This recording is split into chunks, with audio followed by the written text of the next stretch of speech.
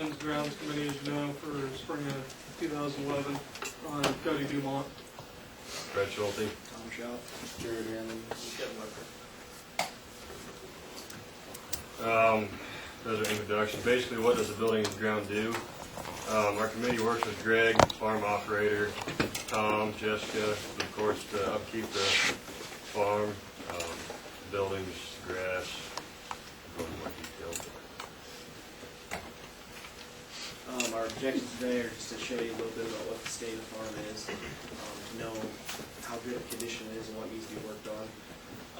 Like I said, we need to pinpoint some areas where we think need attention, such as the hog barn and grain bedding legs, which we'll get to later. We want you to see this by, we're going to utilize pictures so you know what needs to be worked on and what we have worked on. So some of our strength, we got a good set of buildings and grounds. They're being updated quite a bit, so we keep improving our network overall. Machine sheds are large enough to hold a lot of the equipment that's necessary, and the grain bin's a pretty big asset. And this classroom is kept in pretty good shape and clean thanks to you guys' cleaning abilities. So. Our weaknesses, the grain leg and the bin that are connected to the bins that are connected to the leg, they're getting old, really not serving any purpose. We'll probably talk a little more about that later. And the small unused bins, kind of like the ones on the leg, I guess those are the ones on the leg, they're just useless. Our shop's pretty unorganized. We worked on that a little bit last week, and the classroom's small, but I guess we got a big class this week, so it usually serves the purpose fine. So let's start out with some of our short-term goals here. Make a clean schedule, posted over there. Each committee has their own 2 weeks, so makes the last 2 weeks do a good job. Hopefully it keeps up. We've already put up the hog curtain on the shed out there. It went pretty smoothly. We had help from the swine committee and got it up fairly quickly. Some more short-term goals, need to update the map. Some buildings got tore down and update some of the lines running through there. We put some new latches on a few doors outside. There might be some doors that need replaced or fixed here. We get some extra outfit. Put the new latches on, but the doors don't get shut down. We'd like to make a trash can, pop can holder. Got those. We have the shop, which Kevin and Jared did. I've been working on that. It's a mess, and I absolutely hate unorganized, messy shops. So if that's all I do all semester, I don't care as long as it gets done. All right, so some short-term goals. There's a couple trees that are kind of struggling out in the windbreak that we need to take care of. And that farming building, that's a picture we took. It's laying like that, so when we get it cleaned up, it gets nice out. So. And then more short-term goal is we'd like to put some water meters in to the different buildings. I think Greg said right now there's just one main that comes in right outside here, and that runs the hog buildings, the shop. It might even run over clear the dairy farm. So it'd be nice to know what we actually spend on water, how much water we use from the different enterprises. So get into some of our long-term goals here. I'd like to tear down the grain leg and bin if we could ever get past. Remodel the upstairs of the farmhouse. Greg's kind of come to us with an idea of something he'd like to do. Might make some plans there. I don't think we'll ever get to it this semester, but we can at least start the planning process. A few other long-term goals, cleaning up the fence. I know out here it's kind of getting tore up on a couple of other farms. Stuff like that is going to wait until it gets thawed out and we can actually get in the fields through the snow. But some other work to the house, need shingles. They're starting to peel up and it's cold. Also build a fuel butter shed, just to kind of make it so healthy appearance, so we don't rust and crappy. So for conclusion, we feel that we've got a strong hold on building and grounds. There's need for improvement, but that's the case about everywhere. So we feel that they will manage our goals in a manner that we can improve the buildings and grounds as long as it was done. So. you have any questions, we'd like to take you out, show you these green bins, and green lights. All right, everybody, but we'll answer questions first.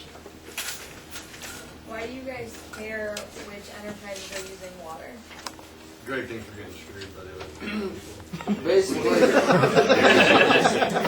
Gary's on the same name as you are, they're obviously gonna be using quite a bit more water than we will. I mean, and we're just getting billed for a set percentage every month. And rather than just put in 1 meter out where it comes into the farm for us off the main, if we put meters in every single, it's like maybe the house I don't know, but at the hog village and stuff, then you know what's in the month.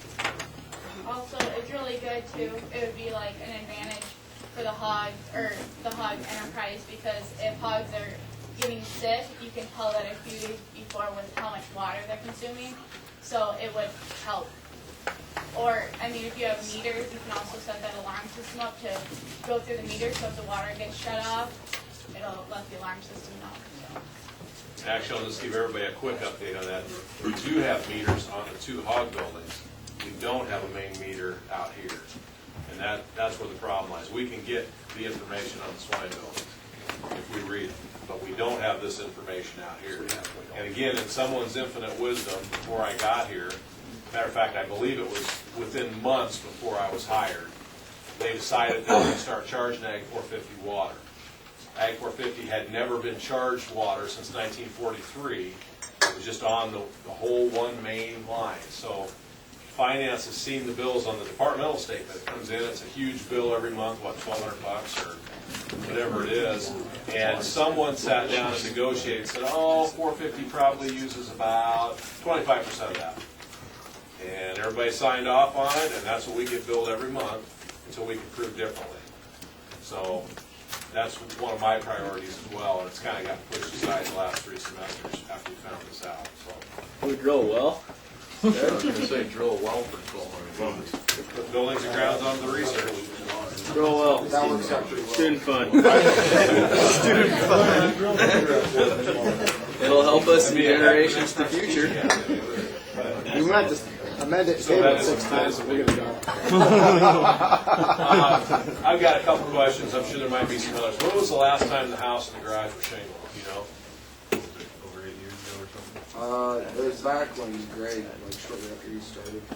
Said it was his first year. When they did the 20 house. years ago. House, and then the garage was built in 96, I'm thinking. He told us, but I don't remember. Yeah. Bet it was done then. Go ahead, Chris. Well, one question I got is, how come the doors never get shut on any of the buildings? Howdy. You better ask somebody else, I just, we don't know. Some people are shut. Huh? They're shut. You want to start shutting them every Tuesday and Thursday? Or we're going to do Monday, Wednesday, Friday? Just leave them shut. Nobody's getting anything out of there right now. Well, we put latches on when they don't get shut, so. Just a suggestion. Here in a second. I think we need to look away from shingles on the house roof and look at steel. That could be an option. We've talked about it, it's just a matter of deciding and figuring out a cost for shingles. A lot of them cost have a for steel. 50-year guarantee on the steel shingles. paint and structure of No. it. Those are a little pricey. Just tin roof. Yeah, the black and yellow alternate A color. lot of them have like a 50-year guarantee.